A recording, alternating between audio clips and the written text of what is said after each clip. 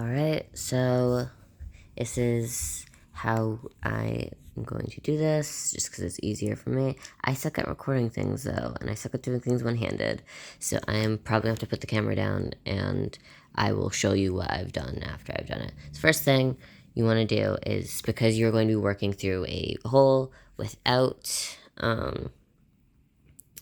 any access to, like, the other side outside of said hole, you are going to want to pre-knot your thread. I double thread mine, which is basically you pull it through, so you pull the needle through so it's in the middle of the thread, and there's two different threads. It just makes it stronger, and it's not going to focus on that, but what I do is I do a loop knot, and then I knot it again, just like using the two sides for extra strength.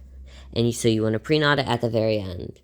And then you want to, because you said you had pins, because you need to use seam allowance for this, to pin a little bit of each side of the fabric to itself. So you have this like overlap, because that is what we're going to be sewing in. Alright, so to start, you take your needle and you put it actually a bit further down than the start of your start of your rip in to the fabric. No, sorry, into the fabric this way from the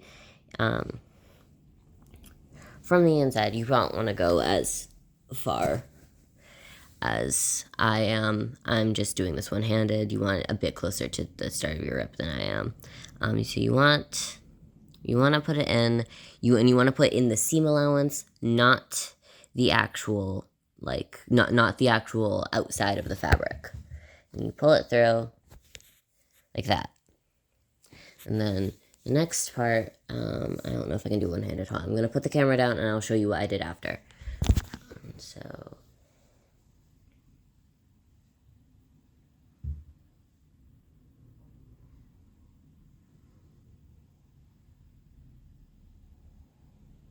what I am doing on this side is called a running stitch, by the way.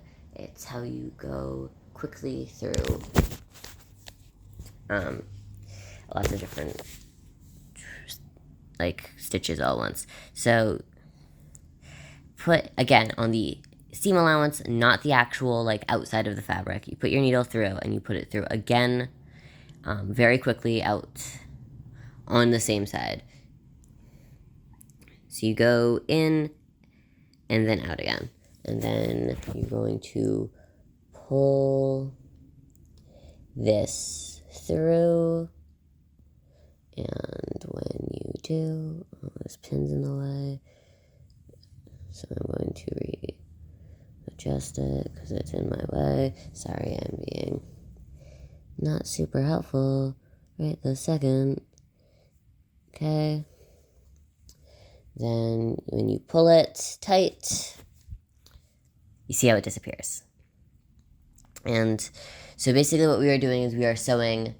We are trying to reverse engineer sewing it. We're sewing it from the inside, from the outside, if that makes sense. Because we are trying to hide the stitches that we are doing. And then to do the other side, you just go and you, again, within that seam allowance, which I am actually going to remove the pin I have here, because now I am, like, literally one in. It's easier to not have a pin in this specific spot. It's just to hold it while you're waiting to use that specific bit of fabric. And doing literally the exact same thing on the other side, like this. You can probably see my face when I put my phone down. I don't know. I'm not looking. It's fine. And then, again, you pull it tight.